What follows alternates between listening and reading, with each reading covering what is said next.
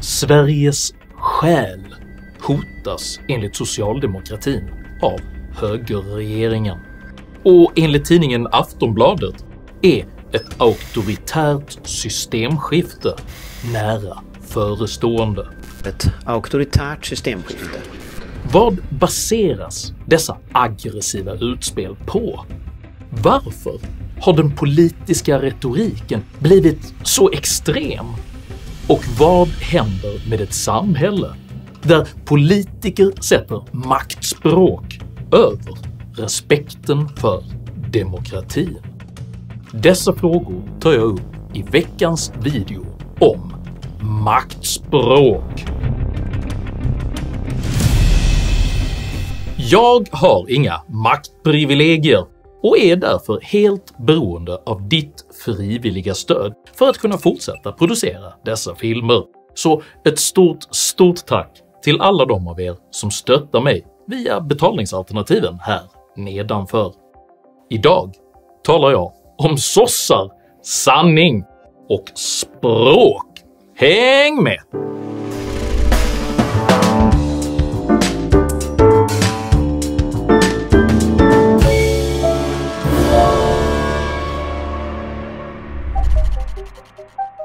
Låt oss bygga en stad med ett torn som når upp till himlen och göra vårt namn känt så att vi inte skingras över hela jorden. Men Herren sade: välan, låt oss stiga dit ner och förbistra deras tungomål så att den ene icke förstår den andres tungomål. Och så spriddes de därifrån ut över hela jorden. Den bibliska berättelsen om Babels torn är en metafor för hur högmodiga kulturer upphör att förstå oliktänkande. Ambitionen att resa ett torn som når upp till himlen uttrycker föreställningen om den egna ideologins överhöga förmåga att upprätta ett utopiskt rike, med konsekvensen att samhället istället störtas ner i missförstånd och konflikt. Denna typ av tilltagande språkförbistring är tydlig i dagens Sverige, där socialdemokratins valförlust lett till ett allt mer aggressivt och oförstående språkbruk. I en debattartikel den 7 mars i år skrev Socialdemokraternas partiledare Magdalena Andersson under rubriken “Sverigedemokraternas högerregim hotar grunderna i vår demokrati”. Utvecklingen i Sverige är i linje med hur auktoritära högerregimer agerar runt om i världen. Andersson menade vidare att Tidöpartierna driver på och verbalt attackerar fria medier och public service, stoppar kultur de inte tycker om, sprider hat och skrämmer tjänstemän. Andersson fortsatte med att säga: “Sverige styrs idag av politiker som länge haft totalitära regimer som förebild, där opposition, medier och akademi tystas.” Denna exceptionellt aggressiva kritik av en demokratiskt vald regering har följts av en hel serie alarmistiska texter från Aftonbladets politiska chefredaktör Anders Lindberg, vilka i tur och ordning ställt frågan “Hur länge till får jag bo i ett fritt land?” beskrivit högern som auktoritär och insinuerat att ett våldsamt maktövertagande är i antågande. Dessa utspel kröntes i veckan av påståendet att Sverige skulle stå inför ett odemokratiskt och auktoritärt systemskifte. Sverige står idag inför ett auktoritärt systemskifte. Och vi kan inte vara säkra på att högern och Sverigedemokraterna tänker hålla sig inom de traditionellt demokratiska spelreglerna. Denna typ av socialdemokratiska attacker intensifierades under Sveriges Televisions partiledardebatt, där Magdalena Andersson anklagade regeringen för att tillämpa Viktor Orbáns handbok med syfte att tysta och skrämma oppositionen för att förhindra det demokratiska samtalet. Det här är ju Det är ju Viktor Orbáns handbok som vi ser nu, som steg för steg, bit för bit man nu inspireras av. Det är klart att syftet med allt det här, det är ju att tysta och skrämma de kritiska rösterna och på därmed också minska det demokratiska samtalet. Det är talande att samma person som menar sig tystas även är den enda personen i SVT:s studio som faktiskt ryter åt oppositionen att hålla tyst på riktigt. Du påstår ju på fullt allvar att vi håller på att avdemokratisera Sverige. Har du inget bättre att säga, var tyst. Tycker att du ska vara tyst. När Sveriges saktmodige statsminister Ulf Kristersson så slutligen varnar Andersson för att hennes polariserande retorik riskerar att skada förtroendet för svensk demokrati på riktigt, så anklagas även han med samma polariserande retorik för att vara en hycklande lögnare utan trovärdighet. Men det här att hela tiden antyda att den andra sidan, de man inte håller med, egentligen vill utrota demokratin. Lek inte med den elden, den är farlig skulle jag säga. Det är med noll trovärdighet du har när du säger det där. Så var försiktig nu med vad du säger, för du har noll trovärdighet, Ulf Kristersson. Denna polariserande aggressionsretorik är onekligen ett nytt inslag i svensk politisk debatt, och den företräds i stort sett uteslutande av socialdemokratin.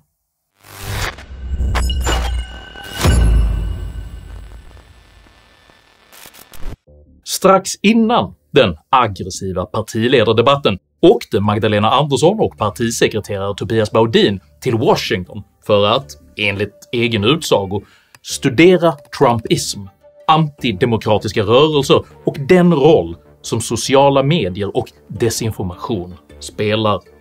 Enligt pressen träffade de bland annat vänsterjournalisten Ann Applebaum och den demokratiska partistrategen Alejandro Verdin, som framgångsrikt hade bekämpat högern genom att förvandla valkampanjer till en strid mellan gott och ont.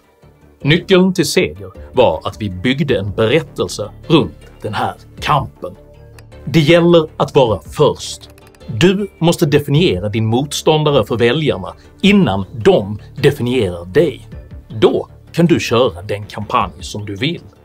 Strategin att förvandla debatten till en strid mellan gott och ont genom att definiera motståndarna som ondskefulla imiteras därför nu av Socialdemokraterna, där president Joe Bidens talespunkter från 2022 direkt replikeras i Anderssons retorik. I ran for president because I believe we're in a battle for the soul of this nation. Det är någonting fundamentalt som står på spel de kommande åren. Vårt lands själ. And the essence of who we are. The soul of America. Vilka vi är här hemma och i omvärldens ögon. Det är ett Sverige som vi älskar och är stolta över. And that democracy must be defended, for democracy makes all these things possible. Där demokrati och tillit frodas och där människor möts för att samtala, debattera och utveckla vårt gemensamma samhälle. Det är utifrån denna ambition att ogenerat kopiera amerikansk polariseringsretorik som socialdemokratin nu försöker definiera sina meningsmotståndare som lögnaktiga antidemokrater. Vi har haft en unik valrörelse i Sverige där ju regeringspartierna och Sverigedemokraterna uppenbart har ljugit under valrörelsen om vad man ska göra efter valet. Och det här är bara ett av så många löften som ni gav före valet som bara bryts löfte efter löfte efter löfte. Och hela det här nya politiska klimatet med osanningar och ibland många gånger hela osanningar som vi mötte från dessa högerpartier. Vi hade väldigt svårt att bemöta det. Man säger en sak före valet, så är det val och sen säger man något annat. Man bör i sammanhanget erkänna att de borgerliga partierna faktiskt har underlevererat på flera av de löften som avgavs under valrörelsen. Men att låtsas betrakta detta som en demokratisk opålitlighet är ingenting annat än genomcyniskt maktspel I synnerhet givet socialdemokratins eget förhållande till just löften och sanning. Redan 1988 gick den socialdemokratiska riksdagsmannen Lennart Nilsson till historien för citatet “Folk uppfattar vallöften som löften. Det är ett problem för oss.” Och så här såg socialdemokratins eget förhållande till sanning och konsekvens ut, bara i den senaste valrörelsen. Socialdemokratin framställer sig ansvarsfullt ha sanerat Sveriges oansvariga migrationspolitik. Jag börjar med att säga att jag tycker det är viktigt att vi håller fast vid den strama migrationspolitik som infördes under Socialdemokraternas ledning. Trots att man i själva verket försvarade den in i sista ögonblicket. Mitt Europa bygger inte murar! Inte heller lyckades man uppnå den stramare migration som Andersson tar åt sig äran för, eftersom redovisningskategorierna ändrades från asyl till anknytningsärenden med snarlika volymer. In i det sista framhöll Socialdemokraterna även NATO-medlemskap som höjden av oansvarighet. Och det blir inga ansökningar om något medlemskap så länge vi har en socialdemokratisk regering. Jag kommer definitivt aldrig, så länge jag är försvarsminister, att medverka i en sån process. Det kan jag garantera alla. Tills opinionen förändrades och man på ett ögonblick vände kappan 180 grader efter vinden. Du och ditt parti har alltså gjort en helomvändning när det kommer till NATO. Hur har processen varit? Vi hade ju ett möte då på departementet och i samband med det så bestämde jag mig för att nu får det vara klart med det här. Det mest flagranta och aktuella exemplet på socialdemokratisk bedräglighet är dock hur man offrade 4 fullt fungerande kärnreaktorer i utbyte mot att Miljöpartiet gav dem makten.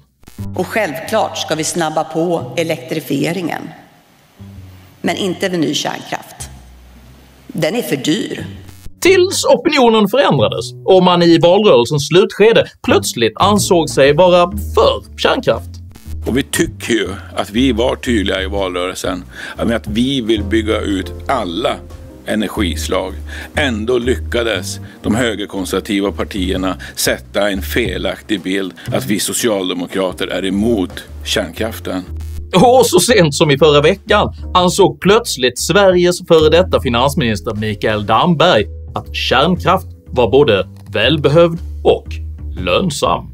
Jag tror att man behöver ladda ny kärnkraft. Vi är öppna för det och det finns ju alla möjligheter att bygga kärnkraft i Sverige idag och med de här priserna kanske det är mer lönsamt än tidigare.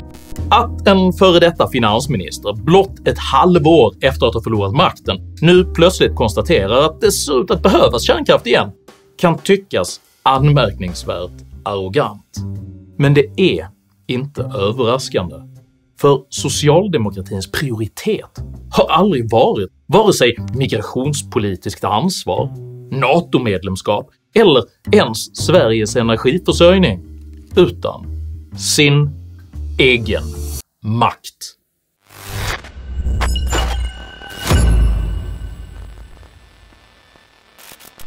God morgon och välkomna till den här pressbriefen som ju i grunden handlar om vad som står på spel. Sverigedemokraterna är ju nu i flera opinionsundersökningar det näst största partiet. Över 200 rasister och nazister. Att Socialdemokraterna strax innan valdagen valde att arrangera en presskonferens om hur hemskt ett rivaliserande parti är saknar historiskt motstycke. De har organiserat trollarméer för att måla ut sina politiska motståndare på ett väldigt ofördelaktigt sätt. Att dessutom angripa dem för att de framställt sina meningsmotståndare på ett ofördelaktigt sätt får faktiskt jämföras med att socialdemokratin avfyrar en dynamitdriven stenkanon i en ideologisk glaskatedral. Viktor Orbáns handbok. Auktoritärt systemskifte. Öppet hat. Rasister och nazister. Tycker att du ska vara tyst. Denna aggressiva språkdräkt är direkt demokratiskt oansvarig. För vilken bild av Sverige sätts när Sveriges största partis företrädare på allvar menar att valet vanns genom köpt propaganda, otillåten manipulation och hatdrev, och att ett ordnat demokratiskt val innebär att det nu råder auktoritär fara och färde för vårt land. Och då är det fara och färde för vårt land. Syftet är lätt att förstå eftersom socialdemokratin är utpräglat pragmatisk och gör i stort sett vad som helst för att vinna makten och behålla makten. Genom att på amerikanskt maner försöka piska upp konflikten till att gälla gott och ont istället för sakfrågor, så hoppas Socialdemokraterna nu kunna förstöra regeringens maktunderlag, trots att de har väljaropinionen med sig i nästan alla viktiga frågor. Socialdemokraternas aggressiva retorik är därför sannolikt inriktad på att manipulera sönder de ideologiskt kluvna liberalerna och genom detta få regeringen på fall. Notera det samstämmigt talande glädjeruset när den tidigare ministern Cecilia Malmström i veckan lämnade just Liberalerna. Nu verkar också Cecilia Malmström ha fått nog av Liberalernas knäböjande inför SD. Det hedrar henne. Inte förvånande, logiskt och hederligt. Alla tidigare tunga företrädare har lämnat. Ryggrad. Respekt. Den demokratiska kostnaden för detta cyniska maktspel är dock kolossal, eftersom den permanentar ett politiskt klimat där oppositionen i princip förklarar regeringsmakten som demokratiskt illegitim och farlig. Anledningen till denna allt mer vårdslösa hantering av det demokratiska klimatet i Sverige beror sannolikt på att socialdemokratin på allvar nu, kanske för första gången, upplever sitt institutionaliserade maktövertag vara hotat på riktigt. Socialdemokratins allt mer panikanstrukna aggression bör därför ses som ett demokratiskt hälsotecken. För precis som för en missbrukare upplevs ofta ens hotet om att behöva verklighetsanpassa sina vanor som ett övergrepp. Det är inget övergrepp. Det är däremot just den socialdemokratiska avgiftning som Sverige behöver för att återskapa en jämnbördig, rättvis och transparent demokrati. Det är bara socialdemokratins kollapsande högfärdsbyggen som, likt Babels torn, gjort dem oförmögna att förstå den övriga världens språk.